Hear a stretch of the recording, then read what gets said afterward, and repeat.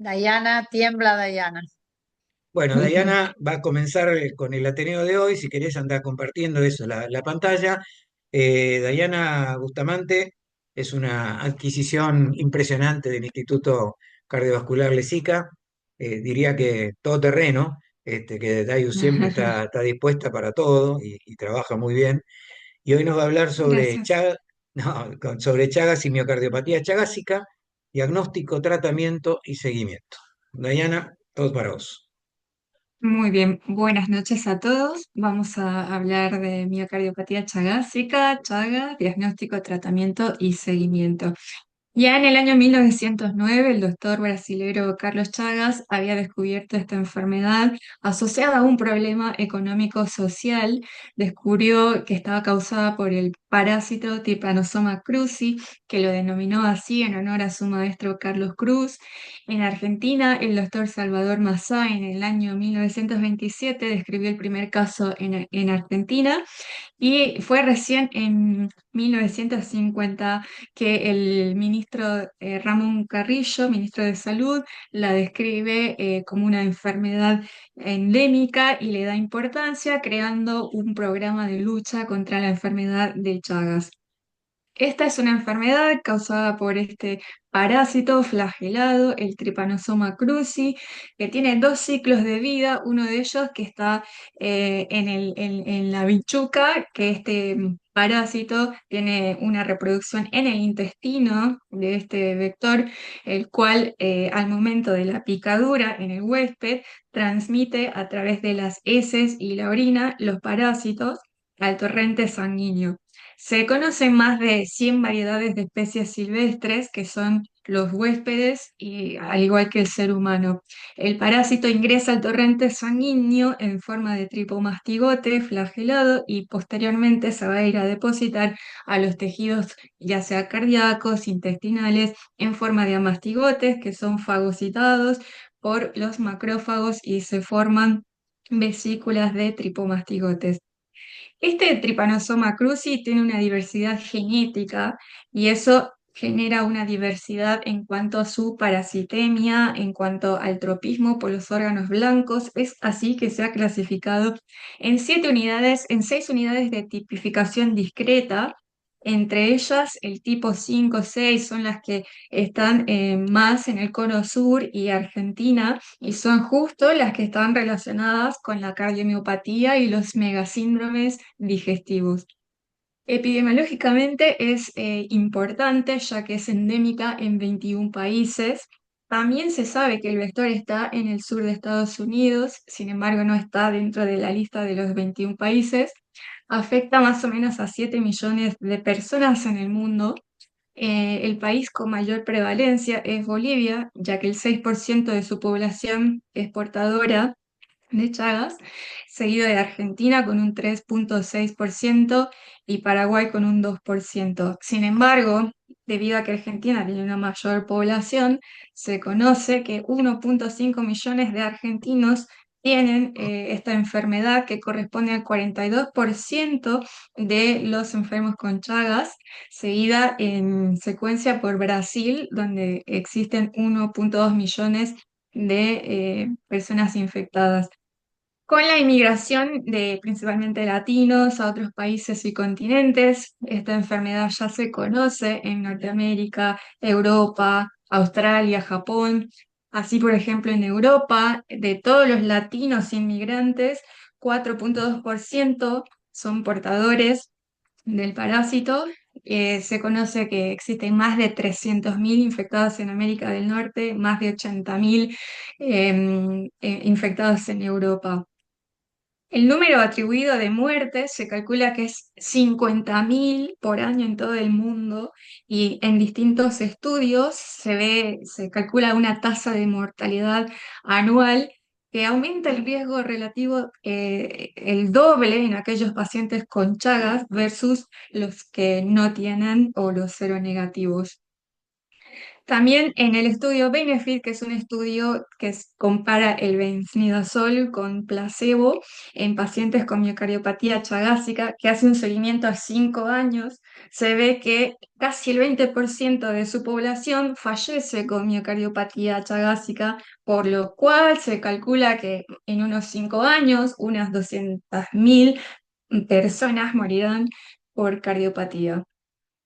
Es entonces la principal causa de muerte de miocardiopatía en Latinoamérica.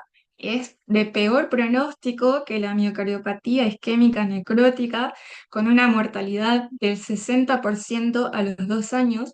Y entre las principales causas de muerte está, en primer lugar, la muerte súbita en un 60% de los casos, principalmente fibrilación ventricular, seguida el 30% de los casos por insuficiencia cardíaca avanzada con rotura del VI, y también es una enfermedad cardioembólica que causa el 10% de los ACVs como causa de muerte. Ya existen estudios sobre costo-efectividad de la enfermedad. Tiene un costo anual por persona de $4.600,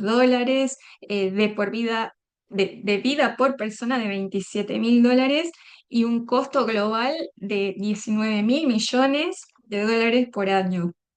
Es por eso que la Organización Mundial de Salud conmemora esta enfermedad el 14 de abril como enfermedad desatendida, para dar la importancia real que tiene. En Argentina ha habido un cambio en cuanto a la epidemiología, siendo la transmisión vertical la primordial. Es así que por ley, en abril del 2022, es de notificación obligatoria, al igual que hacer los controles en el embarazo, es decir, hacer los análisis de Chagas en el embarazo en todo el país, y hacer los reportes. Con esto se sabe que hasta el 8% de los neonatos, de las gestantes infectadas, van a tener también este parásito.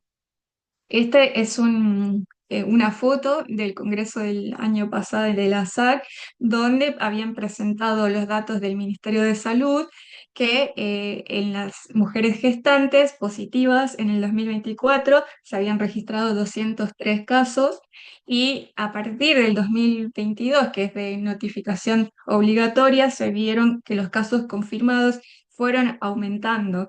Del 2020, que se habían notificado o confirmado 148 casos, aumentaron a más de 2.000 casos en el 2023, por ejemplo. Los estadios evolutivos de esta enfermedad se presentan en una etapa aguda y crónica. En la etapa aguda, esta es muy rara, solamente se presenta en 1 o 2% de la población. Generalmente se va a presentar en las edades más frágiles, menores de 5 años, en los ancianos o en inmunocomprometidos. Los síntomas duran hasta 3 meses inclusive, con presentaciones inespecíficas: fiebre, cefalea, hepatosplenomegalia. Se puede ver el chagoma, donde es el sitio de picadura que está inflamado, o el signo de Romaña con la inflamación oftalmológica, cuando la infección es a través de la conjuntiva. Es importante destacar que en aquellos pacientes inmunocomprometidos, oncológicos, con VIH, esta presentación aguda puede ser con una miocarditis fulminante o una meningoencefalitis, por ejemplo. Las transmisiones, como mencioné, pueden ser vectorial, congénita, transfusional, por trasplante. La vía oral, descrita los primeros casos en Brasil. En Argentina todavía no se han descrito infecciones por vía oral con alimentos contaminados, y también se evaluó que a mayor carga parasitaria por el alimento contaminado, mayor riesgo de que estos pacientes presenten síntomas en la etapa aguda. Otra forma de contaminación es también por accidente de laboratorio. Sí, hay cambios en la clasificación del estadio crónico. Ahora se divide en 3: el asintomático sin patología demostrable, que antes se conocía como indeterminado; el sintomático con patología subclínica, que antes era el activo enmascarado o silente; y el que tiene patología demostrable, es decir, de todos los pacientes portadores de Chagas, el 30% va a evolucionar a miocardiopatía en sus distintas variedades, arritmogénica, dilatada. El 10% puede evolucionar a los megasíndromes digestivos o también con menos porcentaje, presentaciones tromboembólicas como ACV y antes mencionado. Hacer hincapié en esta clasificación porque la etapa subclínica es importante, ya que en esta etapa podríamos diagnosticar qué paciente tiene chance de evolucionar a una miocardiopatía y es importante poder hacer el diagnóstico subclínico. Y después vamos a ver cómo se hace. Acá está más o menos un resumen de las manifestaciones en los distintos órganos a nivel cardíaco. Hay una alteración de la contractilidad de las células, alteración del sistema nervioso autónomo, alteraciones del sistema de conducción que nos van a generar distintas, desde bradiarritmias hasta alteraciones del sistema nervioso simpático con muerte súbita. Los aneurismas del ventrículo y la fibrilación auricular hacen que sea una enfermedad cardioembólica y la disfunción sistólica generan la insuficiencia cardíaca. ¿Cuáles son los mecanismos? Hay varias teorías y todas están demostradas, principalmente la de que el Trypanosoma cruzi libera una neuraminidasa, que es un ácido ciálico que genera daño en las células endoteliales tanto del miocardio como de las células vasculares. Esto genera una agregación plaquetaria, viscosidad y mayor riesgo de trombosis y disfunción endotelial. A su vez, en las células vasculares aumenta la resistencia al flujo, genera enfermedad microvascular, isquemia y fibrosis. La teoría inmunológica es aquella donde se producen anticuerpos antirreceptores muscarínicos, anticuerpos antirreceptores beta 2, por lo general, por lo que se genera una constricción coronaria y una disautonomía, y eso genera lo mismo, daño a miocardio, necrosis, fibrosis, es proarritmogénico. Y la teoría neurogénica, que es por denervación de las fibras vagales, todo por inflamación y fibrosis. Algunos autores mencionan que primero se denervan las fibras simpáticas, para otros primero las fibras vagales. Hay alteración y destrucción de los plexos mientéricos de Auerbach del sistema nervioso autónomo, se generan las megavísceras, la cardioneuromiopatía y la muerte súbita. Acá en estas imágenes podemos ver unas vesículas llenas de amastigotes. Estas vesículas, cuando el sistema inmunológico baja, se revientan y los amastigotes se convierten en tripomastigotes y van a ir a infectar a otras células miocárdicas, en este caso, u otros órganos, dependiendo del tropismo del parásito. Normalmente nosotros evaluamos y pedimos los estudios de rutina, que son la radiografía, el ecocardiograma, el electrocardiograma, un laboratorio completo, un Holter a estos pacientes, y lo que vamos a buscar en ello es las arritmias ventriculares. Un 5% de los pacientes se manifiestan con FA, esto se cree que es por la fibrosis de la aurícula. La mayoría de los pacientes tienen extrasístoles ventriculares y también presentan taquicardias ventriculares, generalmente monomórficas y de origen inferolateral, que suele ser la cara más afectada, que también se ven alteraciones segmentarias en el eco. También con el eco se puede evidenciar el aneurisma apical, que es propenso a formar los trombos murales, así que es una enfermedad tromboembólica sin duda. Todos estos mecanismos fisiopatológicos con aumento del sistema nervioso simpático, de la tonicidad del sistema, aumento de renina, angiotensina, aldosterona y aumento de los péptidos, es que nos generan las principales causas de muerte antes mencionadas: arritmias con muerte súbita, insuficiencia cardíaca y embolia. Es por esto que tener una serología positiva para Chagas debe ser considerado un factor de riesgo para el desarrollo de miocardiopatía y de muerte súbita. La clasificación de la insuficiencia cardíaca chagásica Es esta, se divide en los estadios A, B, C, D, desde electros normales y pacientes asintomáticas a insuficiencias cardíacas refractarias. Y acá este puntaje de Rassi, el doctor Rassi es un médico brasileño que hizo un seguimiento a pacientes con Chagas a 10 años en más de 400 pacientes y logró identificar cuáles son los factores de riesgo independientes de mortalidad e hizo este puntaje donde se considera la cardiomegalia en la radiografía, un marcador, las clases funcionales avanzadas 3-4 de la NIJA, la taquicardia ventricular no sostenida en el Holter, alteraciones globales o segmentarias en el ecocardiograma, voltajes del QRS bajos en el electro y el sexo masculino. Los puntajes altos, más de 12, se corresponden, por ejemplo, a una mortalidad a 10 años del 85%. Y los autores Mittelman y Jiménez hacen este puntaje de riesgo para evaluar qué pacientes pueden evolucionar a miocardiopatía y tratar de ubicarlos en etapas más tempranas, haciendo un montón de estudios que vamos a ir viendo brevemente para explorar el sistema nervioso autónomo, la exploración del endotelio y evaluar el sustrato anatómico miocárdico.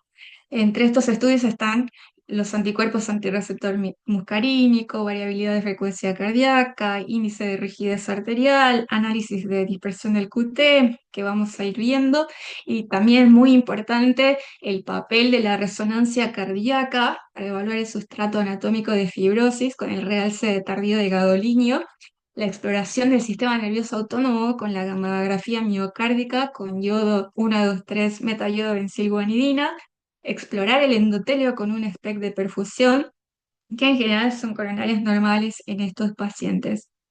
Con todos estos estudios, estos autores proponen clasificar el riesgo de desarrollar miocardiopatía de leve, moderado a grave para tomar una conducta antes de que se desarrolle la patología. De ahí que es importante tratar de identificar al paciente que es propenso a desarrollar la enfermedad en etapas más tempranas para tratar de hacer prevención.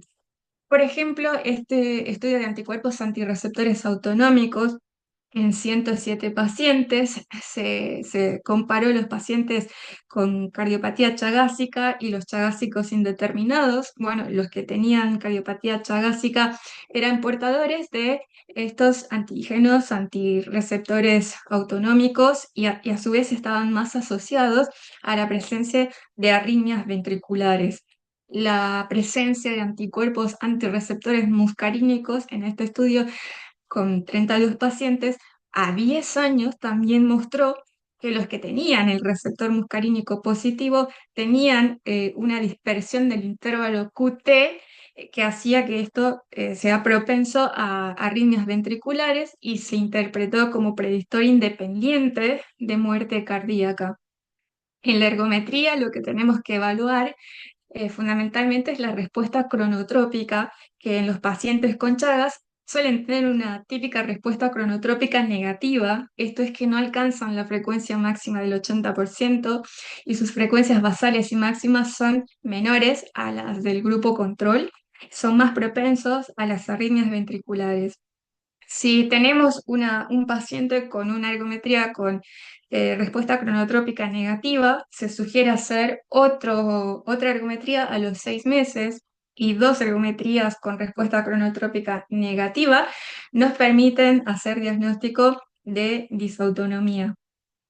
En la ergometría también se observó que hubo una variación del QT, una prolongación del QT en aquellos pacientes con Chagas comparados con los pacientes normales. Hay una dispersión del QT a lo largo del ejercicio.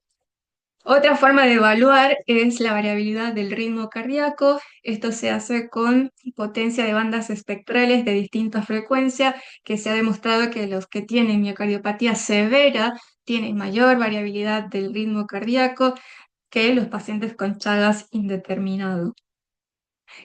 Una forma muy interesante de evaluar la disautonomía y fácil, accesible, es con un ecodoppler braquial, donde se utiliza el transductor, el Doppler vascular, se mide la arteria braquial, que normalmente mide 4 o 5 milímetros, se insufla el manguito del presurómetro hasta 200 milímetros de mercurio, se espera 45 o 60 segundos y se vuelve a medir con el Doppler la arteria.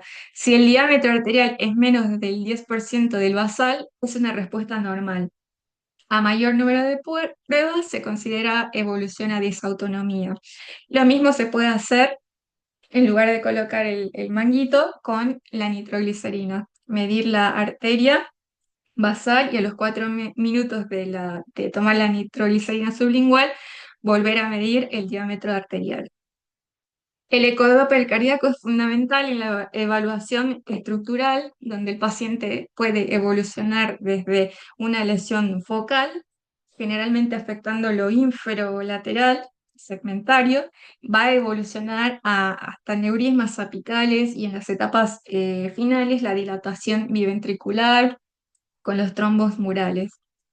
Importantísimo también usar el BNP y la disfunción diastólica. Para algunos autores hay una disquisición. Algunos dicen que primero se genera la disfunción diastólica, después la sistólica, y otros opinan lo contrario, pero con un BNP y encontrando disfunción diastólica ya podemos inferir que tiene daño miocárdico inicial. Y por otro lado, también el Doppler tisular tiene un papel importante para el diagnóstico precoz de la disfunción diastólica. La mitad de los pacientes que van a tener aneurisma en el VI van a tener trombo apical y los predictores de mortalidad por eco son la disfunción sistólica, las dimensiones cardíacas aumentadas, la aurícula izquierda severamente dilatada. El Doppler tisular también tiene una importancia, ya que se ha visto que el aumento de los tiempos de relajación isovolumétrica y el aumento de los índices de rendimiento tanto del BI como del BD en chagásicos está aumentada, lo que nos indicaría que hay daño miocárdico sistólico y diastólico, tanto del BI como del BD, así que serían factores de riesgo para desarrollar la miocardiopatía. El strain también se puso de moda, el strain es capaz de diagnosticar disfunción ventricular incluso antes que la FEI. En este metaanálisis de 1.200 pacientes se vio que los pacientes con Chagas tenían un strain longitudinal global mayor que los pacientes en forma indeterminada. Los segmentos más afectados eran en la fase indeterminada, lo ínfero-septo basal, y bueno, en la cardiopatía chagásica el segmento típicamente afectado es lo ínfero-lateral, basal hasta lo apical. Otra forma de estudiar a estos pacientes es con el electrocardiograma de señal promediada, que este es un electrocardiograma donde se amplían los potenciales que no son los potenciales que no son visualizados en el electrocardiograma común, son tres derivaciones bipolares ortogonales amplificadas que nos permiten ver los potenciales tardíos ventriculares que están presentes en los pacientes con Chagas. Estos potenciales ventriculares son los que van a generar un ensanchamiento del ST y son representación de la fragmentación del sistema de conducción eléctrica y son marcadores de lesión miocárdica asociados a muerte súbita. Así que es importante también hacer este electrocardiograma. Sí está contraindicado hacerlo en bloqueo completo de rama izquierda con QRS anchos. Indudablemente el uso de la resonancia y el SPEC en este estudio observacional, donde más o menos que ellos cuantifican el grado de fibrosis, el grado de nervación miocárdica por gammagrafía y cuantifican la hipoperfusión miocárdica con SPEC en pacientes con cardiopatía congénita temprana y función ventricular preservada con clase funcional 1 de la NIJA, y los que tenían puntuaciones más altas se veía que tenían más arritmia ventricular que eran los que desarrollaban más de 6 complejos ventriculares prematuros o taquicardia ventricular no sostenida en el holter de 24 horas. Entonces, estos 3 estudios son predictores de arritmia ventricular y podrían utilizarse para estratificar el riesgo de muerte súbita y hacer prevención primaria.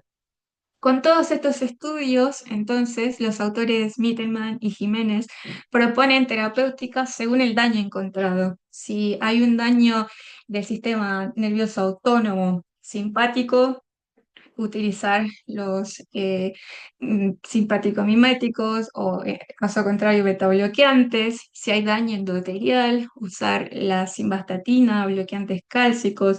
Si hay daño anatómico miocárdico, los IECA, los ARA, o los efectos que tienen. El diagnóstico en la fase aguda se realiza de preferencia con el microhematocrito y el Strong, tienen baja sensibilidad, pero son los que se utilizan, observando directamente al flagelado. Y en las etapas crónicas se utilizan las pruebas serológicas, las de mayor sensibilidad son la prueba de ELISA y la prueba de IFI. Estas, cuando se utilizan de forma cuantitativa, nos van a permitir incluso evaluar la respuesta terapéutica del tratamiento tripanocida. Hay otras técnicas más específicas, más sensibles, como el detectar el ADN del parásito con la prueba de PCR, pero estas son caras y se realizan en centros de mayor complejidad. También se puede diagnosticar por biopsia. Una vez diagnosticada, en la fase aguda, se tiene que tratar el paciente con benidazol o nifurtimox. Estas drogas ya tienen más de 50 a 60 años de uso y todavía no han sido desplazadas por otras. Tienen una tasa de curación en etapa aguda de casi el 90% y de los que tienen transmisión vertical casi del 100%. Y en la fase crónica, que se diagnostica cuando tienen las pruebas serológicas 2 de 3 positivas, habrá que tratar, acorde a la presentación clínica, si es arritmogénica con anticoagulantes, antiarrítmicos, CDI si es que requiere, si es la presentación de insuficiencia cardíaca, el tratamiento convencional de insuficiencia cardíaca, las indicaciones de resincro o CDI o trasplante cardíaco son las indicaciones convencionales extrapoladas de los pacientes con insuficiencia cardíaca. Hubo un momento en el 2017 donde el posaconazol tuvo la esperanza de que sea superior al benzimidazol, sin embargo, no tuvo los efectos beneficiosos a largo plazo del benzimidazol, que es la seronegativización de los pacientes en el seguimiento a largo plazo, así que no pudo ser mejor que el benidazol. Y bueno, hay otros tratamientos que están teniendo resultados positivos en animales que todavía no se han realizado en humanos, que es el benzoxaborol, con menos efectos adversos que el benznidazol y con un efecto tripanocida más potente, y entre otros el Benipox, que también es un tripanocida fuerte, pero bueno, habrá que ver cómo funcionan en humanos. En cuanto a los análisis de costo, el hecho de tratar las etapas agudas con Medinazol ni Fortimox en la mayoría de la población con serología positiva, obviamente es más barato que llegar a una cardiopatía chagásica, donde el tratamiento va a ser mucho más caro porque estamos hablando de drogas caras, estamos hablando de implantes de CDI hasta trasplante cardíaco. Cuando se usa el tripanocida, en toda la etapa aguda está indicado en todos los pacientes pediátricos que son buenos respondedores al tratamiento, en niñas y mujeres en edad fértil, en adultos con infección crónica sin daño de órgano específico, y sí está contraindicado cuando tienen daño de órgano específico no tratar. Estas son igual las indicaciones de la SAC del 2019, donde se podría tratar hasta los 55 años, siempre y cuando no tenga una cardiopatía avanzada 2 y 3 de Kuchner, que esto es disfunción del ventrículo izquierdo, y el 3 disfunción del ventrículo izquierdo con insuficiencia cardíaca. Eh, Está contraindicado el tratamiento en embarazadas, está contraindicado en insuficiencia renal o hepática grave o trastornos neurológicos graves preexistentes. Y estos autores brasileros en el 2024 en Lancet incluso sugieren dar en adultos más de 50 años, si es que no tienen contraindicaciones, y también se podría dar en el Chagas crónico con enfermedad cardíaca leve, no avanzada. Tanto el benfidazol como el nifurtimox. Estas son las dosis ajustadas a peso de estos medicamentos. El tratamiento es por 60 días. Si el paciente no tolera y cumple por lo menos 30 días, es aceptable el tratamiento de 30 días también. ¿Cómo controlar el tratamiento tripanosida? Tenemos que hacer un laboratorio con hemograma, urea, creatinina, hepatograma pretratamiento y repetirlo a los 15-20 días. En el caso de benfnidazol, el control clínico es a los 7 días que inicia el tratamiento y después cada 15 días hasta finalizarlo. Con el nifurtimox, los controles son semanales el primer mes y quincenales hasta el final del tratamiento. Se considera que en la fase aguda el tratamiento ha sido adecuado cuando el stroke o micrométodo, micromatocrito, a los 15 días da negativo. Igual el control se tiene que hacer finalizado el tratamiento con pruebas serológicas a los 6, 12, 24 y 48 meses. Y en la fase crónica, una vez terminado el tratamiento, las pruebas se tienen que hacer serológicas cada año hasta que negativicen. A mayor tiempo de enfermedad, mayor tiempo también va a tener para negativizar y dos pruebas serológicas negativas consecutivas son indicadores de un tratamiento efectivo. Algunas recomendaciones del benfnidazol: evitar el alcohol, exposición al sol o dieta hipoalergénica, ya que tiene más reacciones cutáneas, y con el nifurtimox no conducir ni manejar artefactos de precisión por sus alteraciones en el sistema nervioso central. En mujeres en edad fértil hay que asegurarnos la anticoncepción eficaz porque está contraindicada en el embarazo y la lactancia no contraindica el tratamiento de benfnidazol.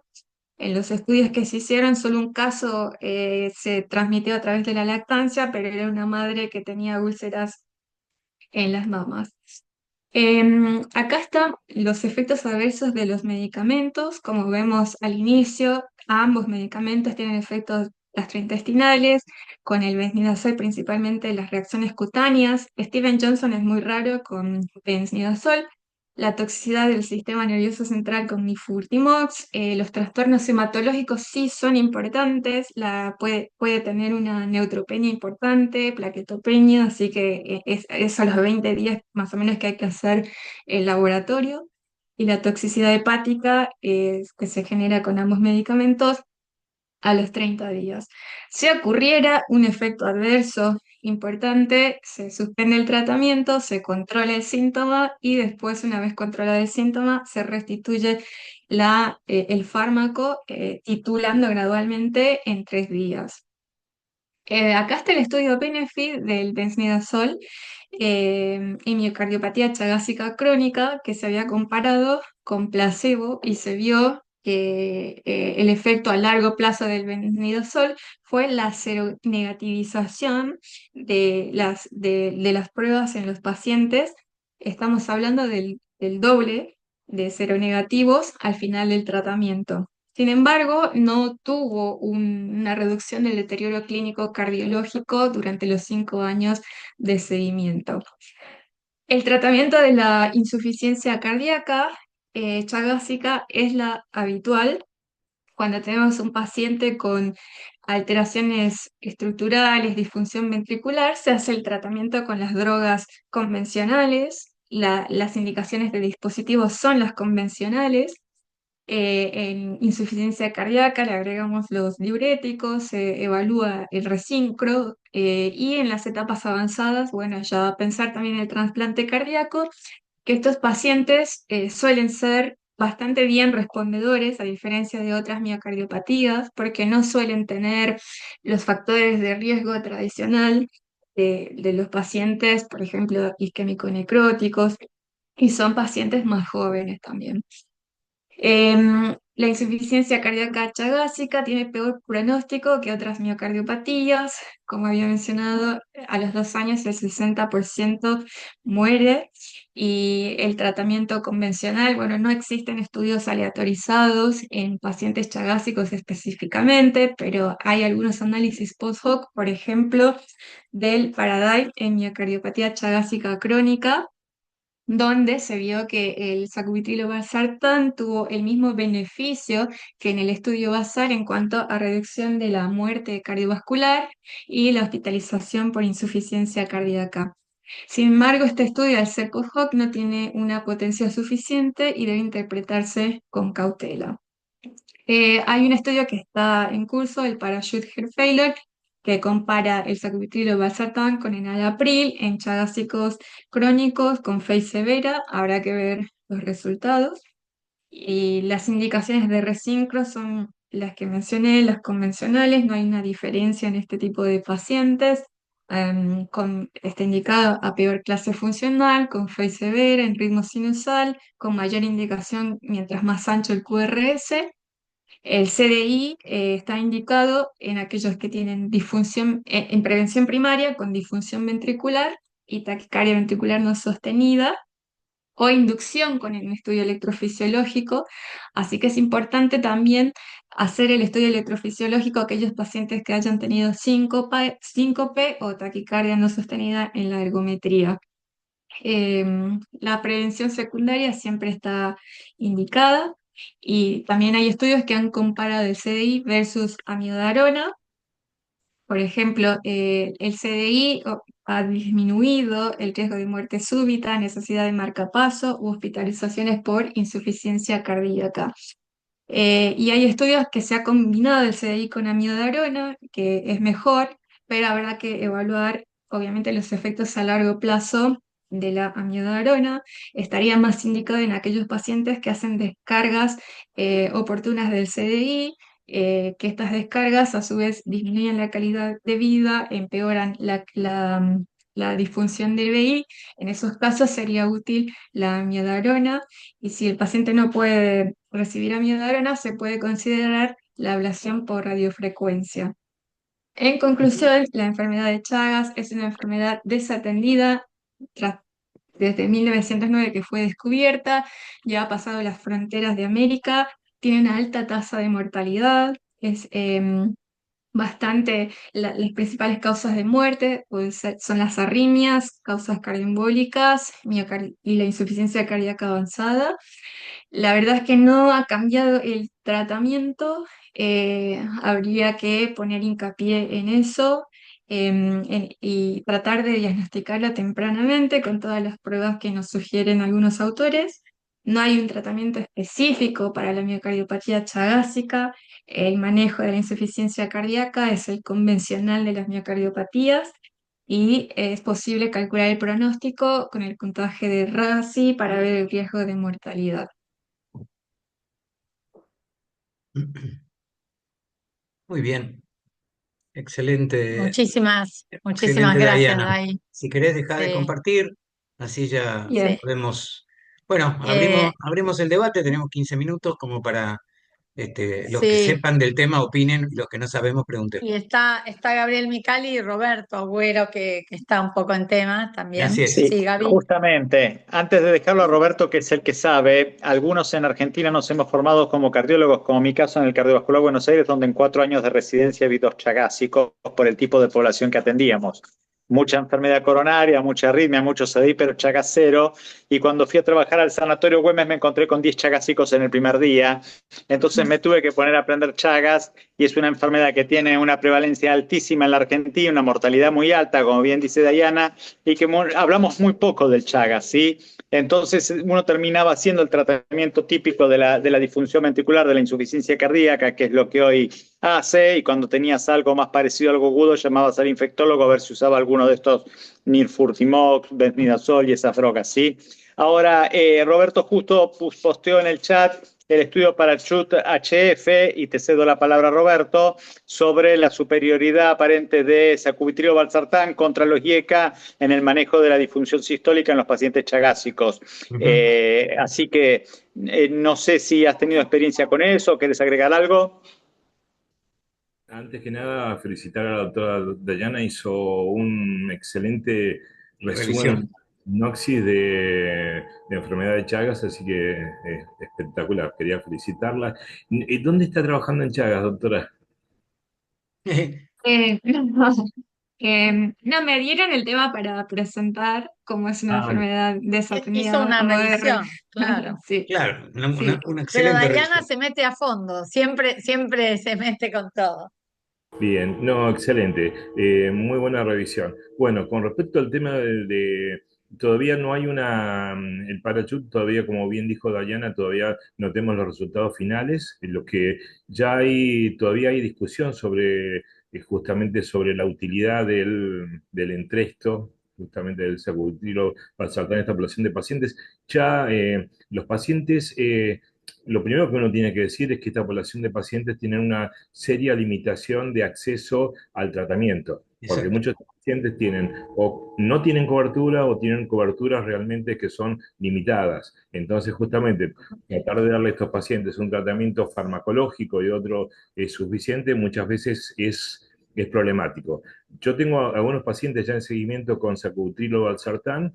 Si uno elige bien los pacientes, de acuerdo a los parámetros clásicos para insuficiencia cardíaca, muchos de estos pacientes tienen mejorías sintomáticas, pero bueno, muchas veces también una de las cosas que ya justamente este artículo, esta revisión que les mandé ahí, muestra que también algunos pacientes, como nos pasa con los pacientes con insuficiencia cardíaca y sacubitrilo, muchos no llegan a tolerar por La tensión, hipotensión.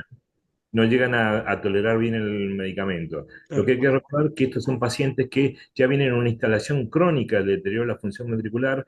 Muchos de estos, por ahí uno se encuentra con un paciente que está hablando igual que nosotros y tiene 23% de fracción de eyección. Y no, es más, yo era el jefe de Chagas de la obra social de la construcción y tenía pacientes obreros que estaban todo el día trabajando en una obra y tenían 21% de fracción de eyección. Y uno no lo podía creer, y el paciente estaba prácticamente asintomático. ¿Qué implica esto? Que hay una adaptación a estas circunstancias. Son pacientes que parecen estar bien y que frente a una condición desencadenante, una arritmia ventricular, un evento cardiovascular, un infarto u otro, rápidamente se despeñan y son muy difíciles de sacarlos. Bueno, muchos de estos pacientes, como ya están adaptados crónicamente, muchos no son hipertensos, tienen tensiones arteriales muy limítrofes, entonces titular Claro.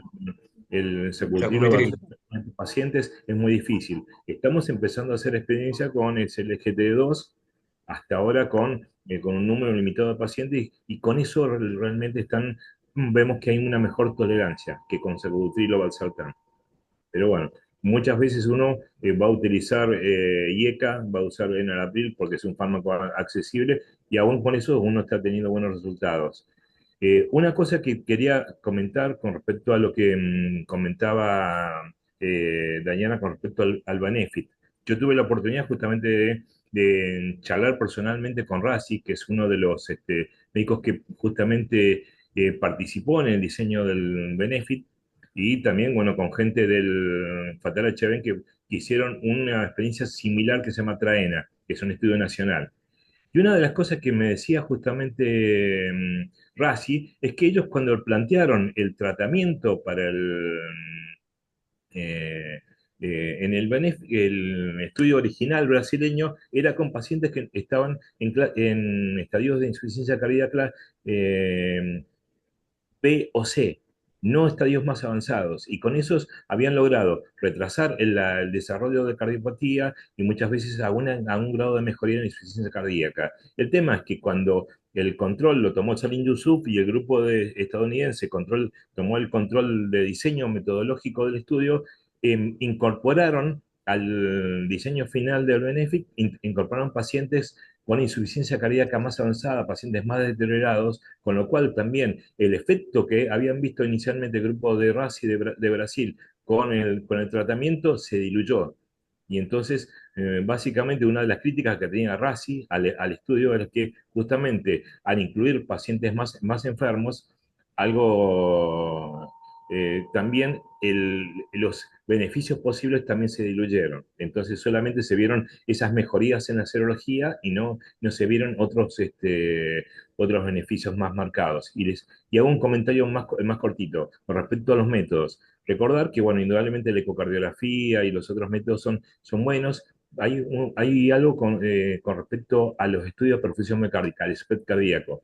El MBG, el análogo de noradrenalina, en Argentina ya está disponible, pero es muy caro y es muy difícil su aplicación. Es un fármaco que tiene muchísima potencialidad justamente para ver justamente esta discordancia entre el patrón de perfusión y la denervación, y permite muy bien identificar qué pacientes son mejores candidatos a CDI. Entre dos pacientes candidatos a CDI que por ahí tienen la indicación clínica, los dos de indicar CDI, de implante de CDI, quizás el paciente con un patrón de denervación más marcado es un mejor candidato porque justamente predice mejor los pacientes que van a responder mejor al CDI.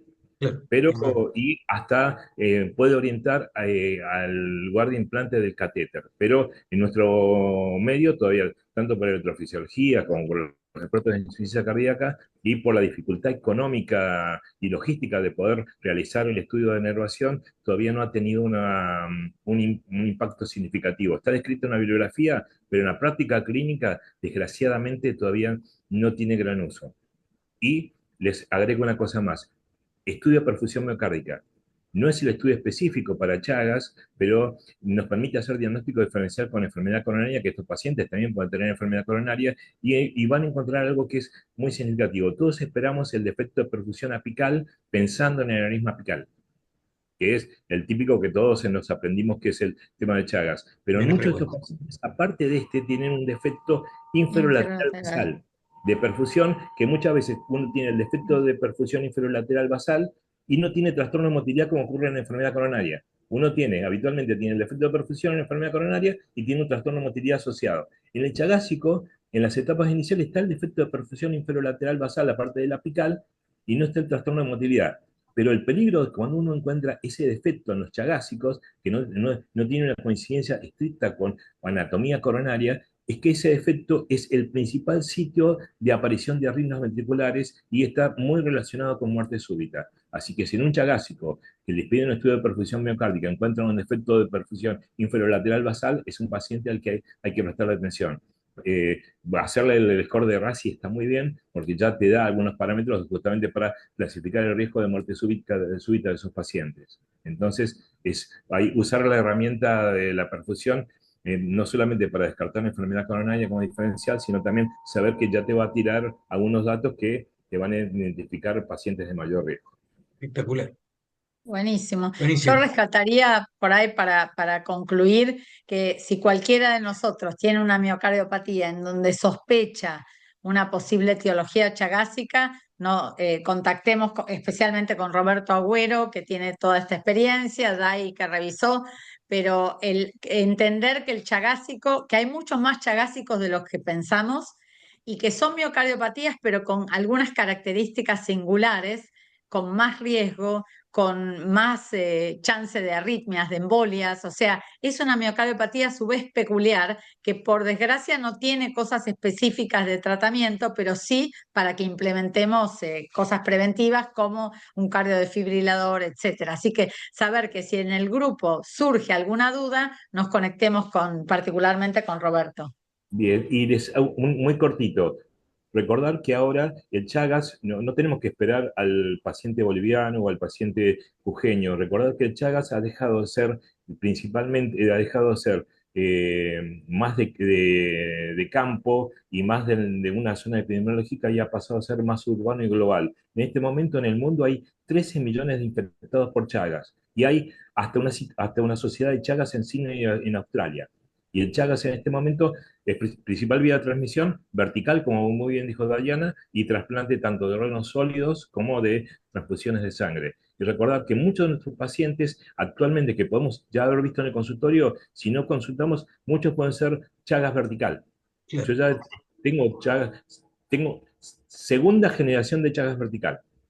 en seguimiento en clínicas. Entonces, tener en cuenta que esos pacientes ya tenemos, y que muchos de estas pacientes por ahí que están en edad fértil, como bien decía Dayana, hay que hacer la denuncia porque estas pacientes durante el embarazo no las podemos tratar, pero si ese bebé lo controlamos en el momento del nacimiento y lo tratamos antes del año, la posibilidad de cura es casi del 100%.